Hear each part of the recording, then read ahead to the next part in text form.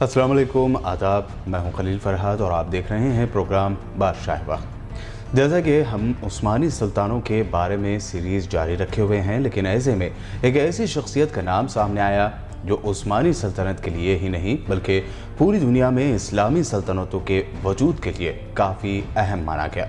जी हाँ, आज बात करेंगे इस्लामी दौर में बड़ी तबाही मचाने वाले चंगेज़ खान के उस पोते के बारे में जिसने सबसे पहले इस्लाम कबूल किया। आज बात करेंगे बर्क खान के बारे में। एक ऐसे वक्त जब चंगेज़ खान के बाद हलाकू खान की क़यादत में मंगोल फ़ौज अपनी फतूहात का सिलसिला जारी रखे हुए थे, तब 1260 यानी 1260 ईस्वी में मिस्र की ममलूक सल्तनत ने मंगोलों की फ़ौज को एक जंग में ज़बरदस्त शिकस्त दे दी। इस शिकस्त में मंगोल फ़ौज को बड़ा नुकसान हुआ था। इस हार की खबर जब हलाकू खान को पहुंची तो वो सख्त नाराज़ हुआ। इस हार के बाद उसने हारी हुई फ़ौज के कई जर्नियलों को मौत के घाट उतार दिया, लेकिन यह हार तो बस शुरुआत थी। आगे चलकर हलाकू खान को मज़ीद ऐसे वाक़यात से तो दो चार होना पड़ा, लेकिन मुसलमान हुकूमतों से मिल रही कड़ी टक्कर के बाद मंगोलों में इस्लाम के तय रग़बत पैदा हुई। उन्होंने मुतासिर होकर गौल के गौल इस्लाम को अपनाने का सिलसिला शुरू किया और मंगोलों में इस्लाम कबूल करने में सबसे आगे रहा खुद चंगेज़ खान का पोता बर्क खान। बर्का ये लफ्ज़ तुर्क और मंगोल अल्फाज है। मंगोलियन लैंग्वेज में बर्क के मायने होते हैं स्ट्रॉन्ग यानी मजबूत के, वहीं तुर्की में बर्क के मायने भी पावरफुल या ताकतवर के तौर पर होते हैं। बर्क खान की तारीख़ पैदाइश के बारे में कोई दस्तावेज़ या सबूत नहीं मिलते, लेकिन ये ज़रूर पाया जाता है कि बर्क खान की पैदाइश चंगेज़ खान के सबसे बड़े बेटे जोशी या जोजी खान के यहाँ हुए।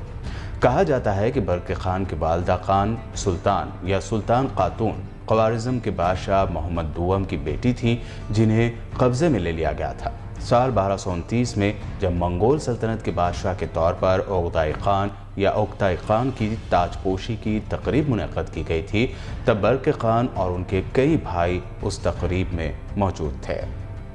ये तो था बर्क खान के बारे में तारीख़ में दर्ज उनके वजूद की कहानी। बहरहाल आइए आगे बढ़ते हैं और अब बताते हैं कि ख़तरनाक मंगोल सल्तनत में इस्लाम के चिराग को रोशन करने वाले बर्क खान ने खुद इस्लाम कब कबूल किया।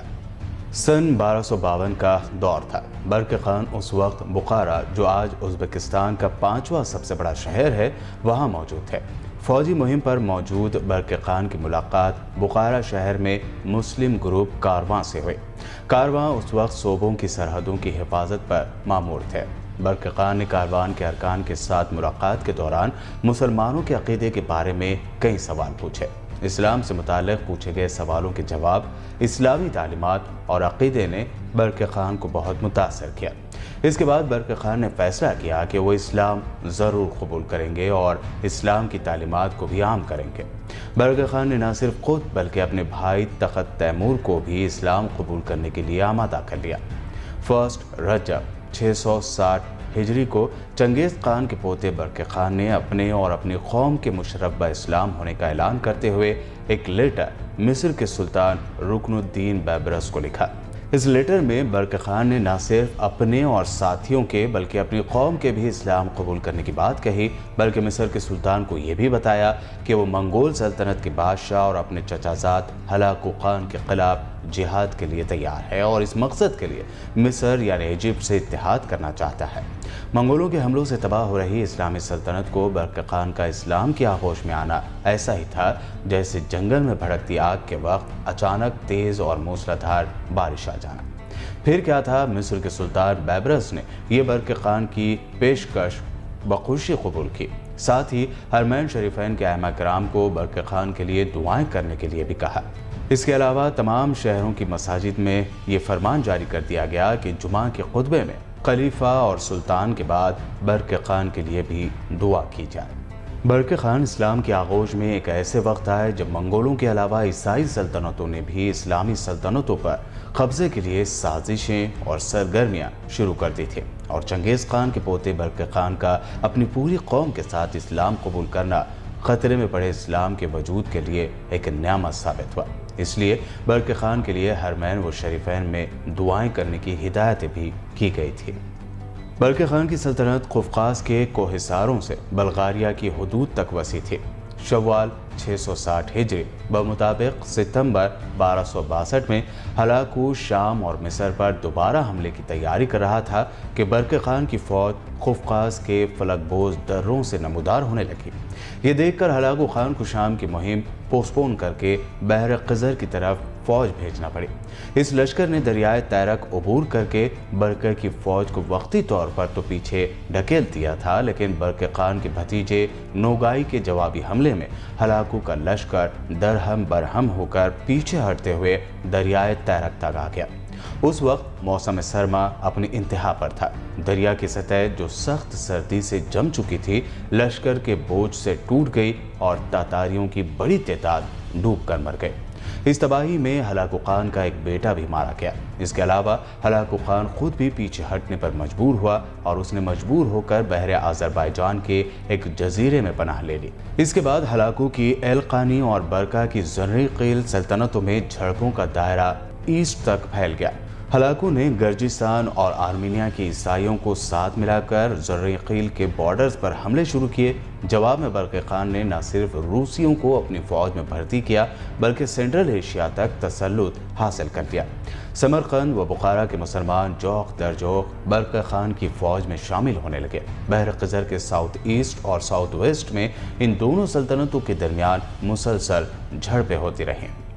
हलाकू ने फ़ारस को फतह करने के बाद 1258 में बगदाद को तबाह किया। मेसोपोटामिया को मंगोल सल्तनत में शामिल किया। लिवेंट और ममलूक सल्तनत की तरफ बढ़ा और उसने ममलूक सल्तनत के खिलाफ जारहियत की जंग शुरू कर दी। बल्कि मुस्लिम सरजमीन पर हलाकू के गैज़ व गज़ब से नाराज़ हो गया और एक इब्तिदाई इक़दाम के तौर पर अपने भतीजे नोगाई खान को हिदायत की कि वह जंग की माली एआनत यानी फाइनेंशियल एड के लिए माल गनीमत जमा करने के लिए 1259 में पोलैंड पर छापे मारे। हलाकू की खिदमत में जोजिक़ानी शहजादों की मशकूक मौत, जंगी गनीमतों की गैर मसावी तकसीम और हलाकू के मुसलमानों के कत्लेआम ने बरक़े खान का गुस्सा बढ़ाया, जो 1259 या 1260 में हलाकू खान की हुक्मरानी के खिलाफ जॉर्जियाई बादशाहत की बगावत की हिमायत करने पर गौर कर रहा था। बरक़े ने भी मिस्र के ममलूकों के साथ हलाकू के खिलाफ इत्तेहाद कायम किया और उसने कुबलाई के हरीफ ख़ान आज़म के दावेदार आरिक बोके की हिमायत की थी। ये वो वक्त था जब उस वक्त की अजीम मंगोल फ़ौज दो हिस्सों में बट रही थी। बरक़े खान के सिपाही ईमान व यक़ान से भरपूर थे, जबकि हलाकू की फ़ौज के सामने खूनरेज़ी के सिवा कोई हदफ या टारगेट नहीं था। इसके सिपाही पस्त हिम्मत होकर मुंतशिर होने लगे। बहुत से सुल्तान बैबरस की तलवार से खौफज़दा हो चुके थे और बहुत से बरक़े खान के कबूल इस्लाम के बाद तौहीद की तरफ राग़िब हो रहे थे। मंगोल या तातारी फ़ौज अब इस्लाम दुश्मन और इस्लाम दोस्त में बढ़ चुकी थी। इस्लाम दोस्त तातारी खुद को बरक़े खान की तरफ मंसूब करने लगे। उनमें जो शामी सरहदों के आसपास थे उन्हें बरक़े खान की दूर दराज मुमलिकत की बजाय मिस्र जाना बेहतर महसूस हुआ। चुनांचे हज़ारों तातारी मिस्र की तरफ मुंतकिल होने लगे। सुल्तान को इत्तला मिली तो तमाम शहरों के गवर्नरों को हुक्म दिया कि उनकी पूरी तरह मेहमानी और दिलजोई की जाए और ज़ादे सफ़र यानी सामान सफ़र देकर मिस्र भेज दिया जाए। कुछ दिनों में तातारियों के कई गिरोह मिस्र पहुँचे और सुल्तान से अमान तलब की।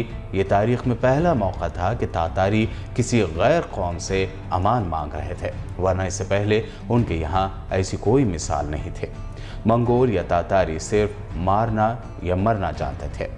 सुल्तान ने उनकी बहुत बड़ी ज़ियाफ़त की यानी दावत की, इनाम व इकराम से नवाजा और रिहाइशें दी। उनकी बड़ी तादाद मुशर्रफ़ इस्लाम हो गए। इस तरह एक सफ़ाक फ़ातह कौम अमन के अलमबरदार इस्लाम में दाखिल होती चली गई। अल्लामा इकबाल ने तातारी मंगोलों को फितने तातार का नाम देते हुए और बरक़े खान के मुसलमान होने पर यह शेर लिखा है, आया योरिश तातार के अफसाने से, पासबा मिल गए काबे को सनम खाने से। प्रोग्राम बादशाह वक्त में आज बस इतना ही। देखते रहिए BBN चैनल।